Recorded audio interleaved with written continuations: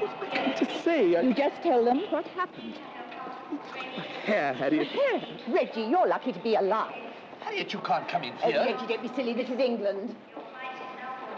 Over this way, please, Mr. Povey. Would you look this way, please? Just to your left. Just to your left, Mr. Povey. That's taking a lot. Good morning, ladies and gentlemen. Over here. Thank you. You will forgive my tawdry appearance, but it was a long flight and, a ragged few months for me. It was late. We had been filming outside the capital. I had sat on the hotel veranda, sipping drinks with the crew. No, it was lovely working with you. I hope we do it again. It was my last call. I had played my final scene. I would be home by Christmas. I shot with in India quite recently. Well, I said good night and withdrew for a farewell stroll beneath a shiny black African night. I remember the sharp click of my heels on the road was reminiscent of a smoky moment in a Bogart classic. A kiss is just a kiss. The fundamental things in life. A car thundered past, vanished into the darkness, and I returned to the stillness of my thoughts. But again there was a squeal of tires, and it was reversing back towards me. Good evening, man. Look, there's a mistake there.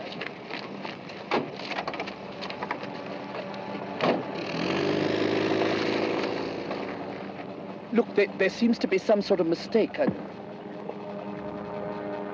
It seemed wise not to ask questions at the time.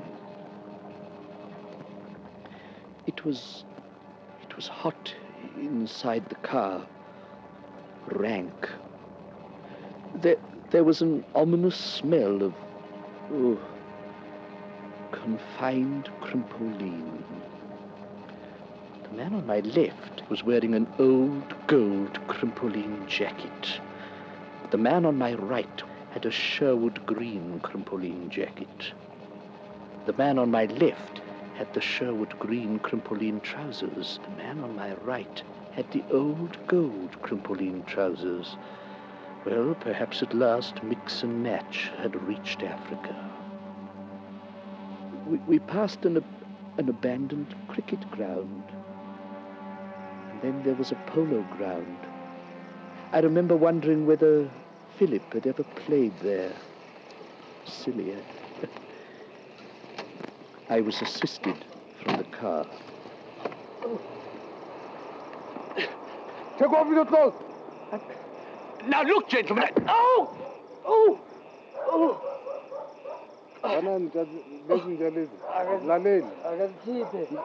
right. Kumulam. Akasheshe kumulam. Angazi zinjani lezi. Azilaleli all. Asikhiphe zonke limba. Nekathula ikhiphe. Khiphe konke. All right. Okay. Wait. Oh. No. Oh. No. Please, my watch. It was a present. Please. Oh. Look, my passport. I'd like my passport. Oh.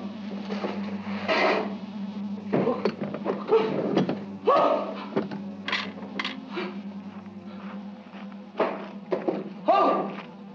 Wait! Please wait! So there I was, a kit storeroom. An unlikely place, perhaps, but so tantalizingly close to civilization. Well, it was obvious after a few hours that I was there for the night, at least. Yes. Reginald, you have always prided yourself on being able to sleep anywhere. I once slept through the derailment of a train when we were touring South America. The first I knew about it was when I returned to London and read the morning papers. There, reminiscent of the Hong Kong holiday inns. Yes. Sleep, Reg.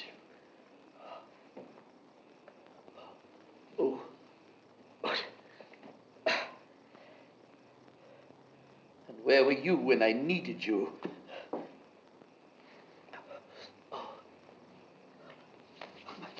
Oh, God, it's fleas! Oh, God, I hate fleas! God, I hate fleas!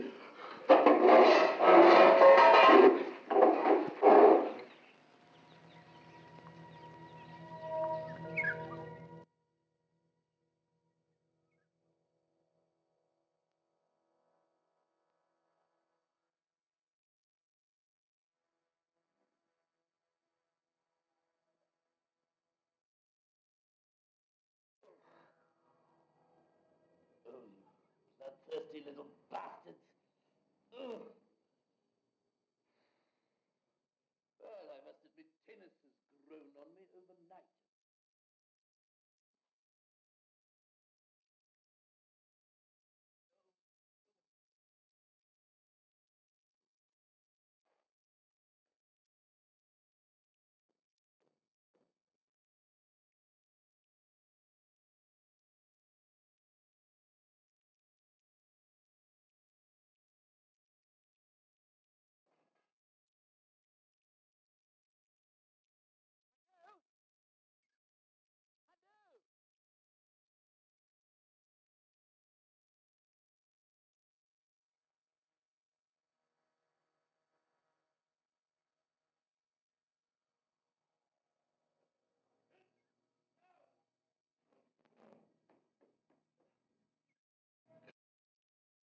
From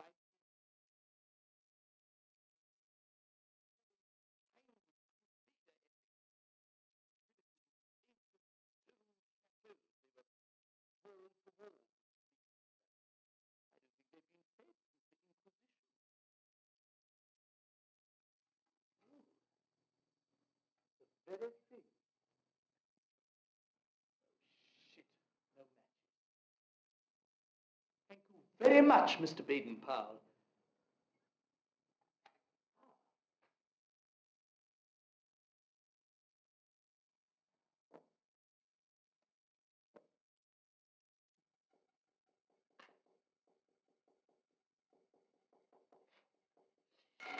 Shit. Ah.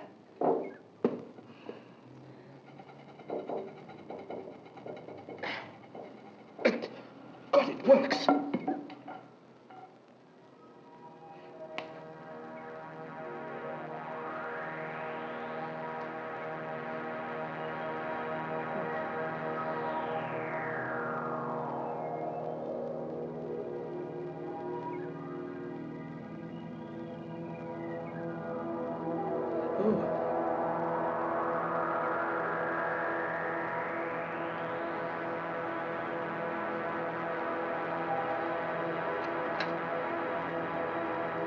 Oh, excellent.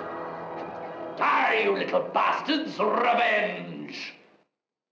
Midnight Mass is so exciting, we all get to stay up late. I'm the one with the silly frock and the smoke you love to hate. If I see you looking a little green, I edge up very close. It never fails, they all get sick when I give them a second dose of smoke. Good. It was a midnight mass last Christmas. The rains had just arrived. The boy what pumped the organ got bit by a snake and died. It is beyond me how a creature with such an infinitesimal brain as a flea can so harass a monster of my genius.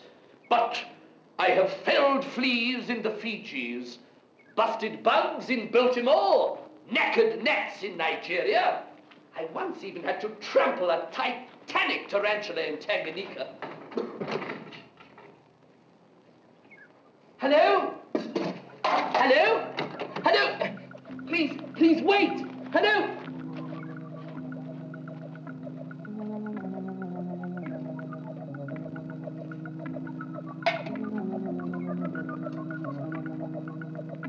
Oh, le petit déjeuner. Very nice matching crockery. I didn't know that you could spoil water. I wonder if I might interest you in a rather nice... Not hungry? Good heavens. If you don't eat, you'll die, you know?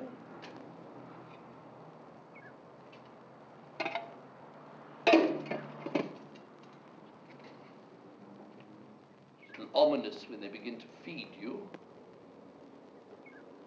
I must make a plan. I shall be out of here by noon. I will treat myself to a slap-up lunch at the Jemison. It was my last call yesterday. They might think that I've gone home. God, I could rot here. I've never been without a home. I shan't be without one now. I have turned worse hovels than this into palaces of pleasure. What this place needs is a little of the Povey magic. What about your state of mind, Mr. Povey? My mind? Oh, I see.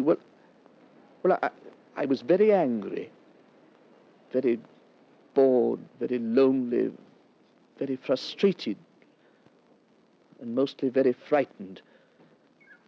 Those first few days were very difficult for me. My sole contact with the outside world was the spirit of succor who passed once a day. I became very grubby.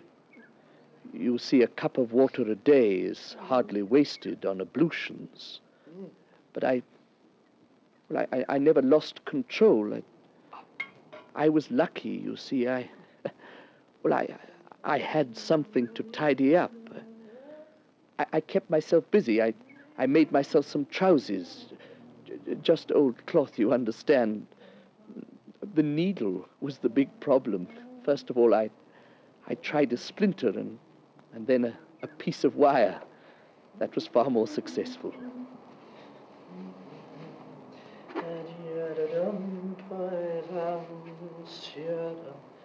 Oh, very nice.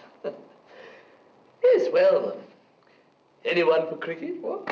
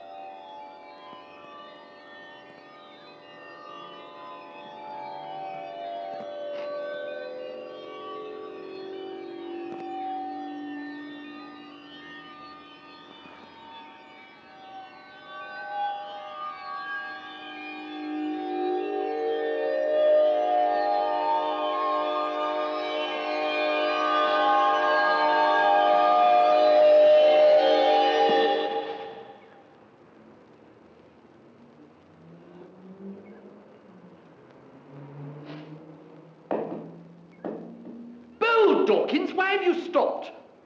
You do not have blisters. You're my fag, and you may only have blisters when I say you have blisters, and I've not said you have blisters, so you don't have blisters. Now, Bowl.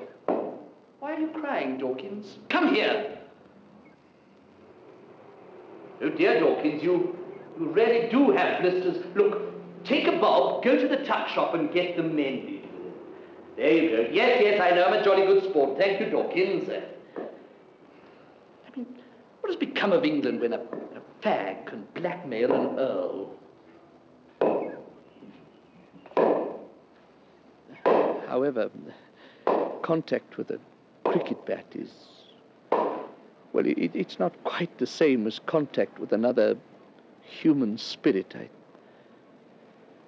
As the weeks went on, I began to feel very alienated, very cut off, very abandoned by the outside world.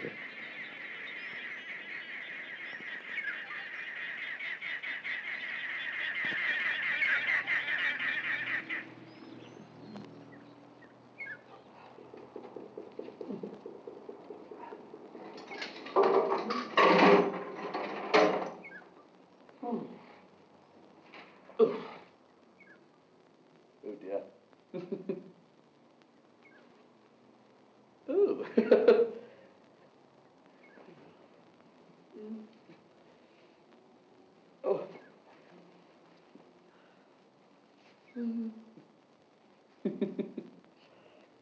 Oh, do you like it? Expensive? No, no, not at all. In fact, it was a gift from one of my newly independent little states. It arrived with a pair of matching ivory toothbrushes with warthog bristles. But again, I was lucky. You see, a new diversion arrived. In the form of a seed, it blew through the window.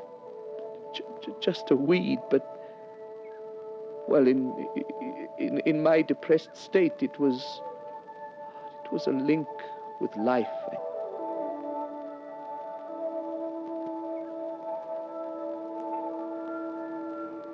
Create the conditions, and the seed will grow. Create the conditions, and the seed will grow. Miss McNairn, Nature Studies, Standard 4. Create the conditions, and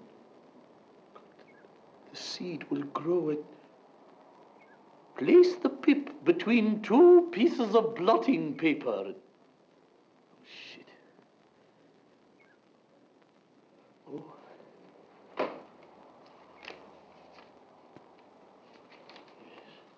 Sunlight and water.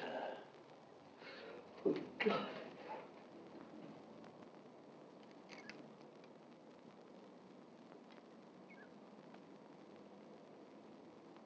What was the rhyme? 75, 75, hardly worth being alive. She's never been done, she's had no fun. Nanny, nanny, the Virgin of Scotland. Oh, water. Oh, but we loved you. Oh, we loved you. You know, I used to think of you as the figurehead of a sort of giant sailing ship thrust forth into 1,000 storms, and gloves. She always wore gloves. She loved her gloves. I suspect you slept in gloves. Oh, and those hats. Sort of floppy jobs.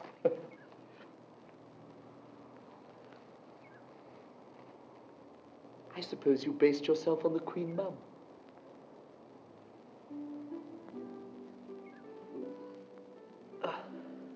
Oh, another sandwich, Reginald? Oh. Well, Gatumer was beyond the railhead then, so I arrived by mule train. I was astride that mule for 7 days, plodding in the footsteps of a Mr. van der Linder. He spoke to me precisely 14 times in those 7 days. 7 times he said, get off. 7 times he said, get on, and we got on very nicely indeed. Now the school, it was a 12-foot by 12-foot corrugated iron affair with a manure floor. When it was hot, it made its presence felt, and I'd have the boys climb up and remove part of the roof. But when it rained, it became very active indeed. We'd have to abandon school for the day. You would have liked that, wouldn't you, Reginald? A brandy snap?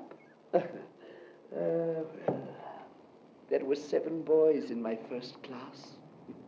But from that ragged bunch, I produced an honest lawyer, a less honest cabinet minister, a failed criminal. Oh, but he too was famous in his way. He was the first person to hold up a train in what was then called Rhodesia. He sat astride the rails on a borrowed black horse, and with his pistol in hand, which he had carved himself out of wood, he shouted, "Stand and deliver." Oh, I had read to them the story of Dick Turpin. Unfortunately, the phrase was beyond the astonished train driver, and he collected the poor boy and the horse. The boy was killed instantly, but the horse was still kicking. They had to stop the train to finish it off. And that was the holdup, you see.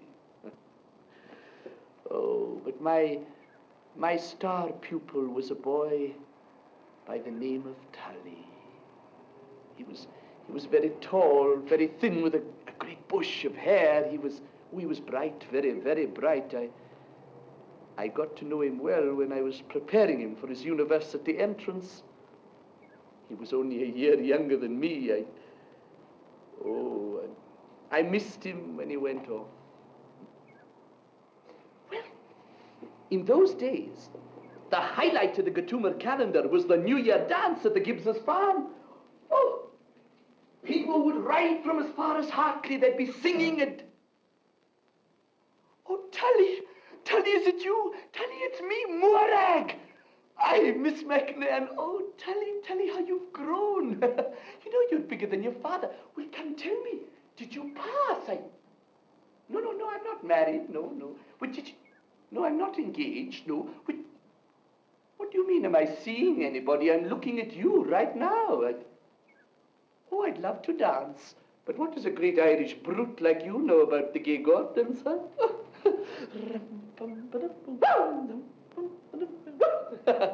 Oh, Tully, it's so good to see you.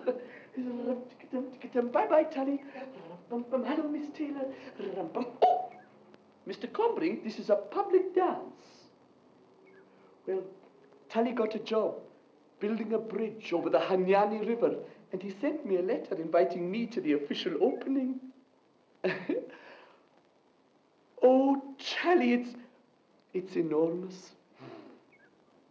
You're so clever. Well, what time is this opening? Well, where is everybody? Tully, I can't be here alone with you. I mean, what will people say? Please, Tully, don't touch me. You must take me back to the siding now. Tully, if you touch me, I'll scream, Tully. I'll scream.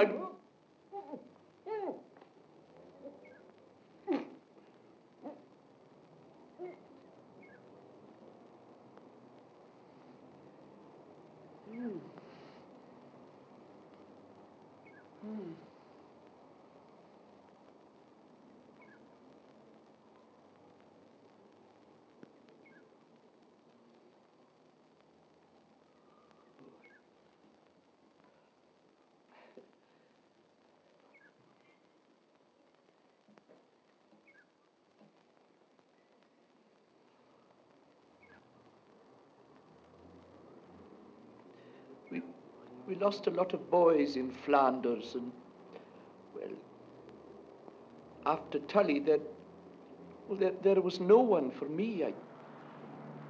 I had my teaching. Reginald, do you remember that nasty little rhyme you boys used to say? Well, I have rewritten it.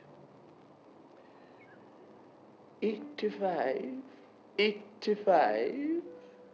It was worth being alive. I was done. I had lots of fun. Nanny, retired to Scotland. Oh, but I am only telling you this because you are an actor, and it may be of some use to you one day.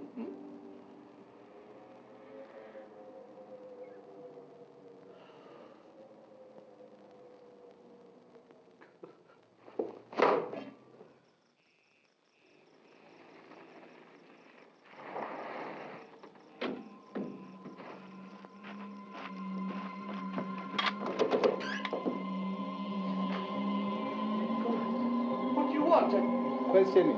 It's for questioning. Come. I see. Look, I won't be a moment. I'll just slip into some clothes, all right? Don't worry about clothes. Come. No, please. And so, at last, I had a chance to tell them that I was innocent and... Oh, but on the way to the car, I slipped, you see. I hadn't been out for weeks, and... Well, as I fell... The guards must have misunderstood, but one of them hit me above my eye with the steel butt plate of his small automatic rifle. It bled profusely. I could hardly see where they were taking me. But when I got there, I said to them, "Accuse me. bring me to trial. But they began to ask questions, names, places that I had never heard of. And, well, when I couldn't answer, they began to dig me with the muzzle of the rifle in my kidneys. It was very painful. I have never known such pain. In the end, I think I would have said anything they'd wanted me to. I would have signed anything they wanted me to. But I did something very stupid. I insisted that I was British. And, well, they had no right to touch me. And then they broke my hand and returned me to my little sanctuary.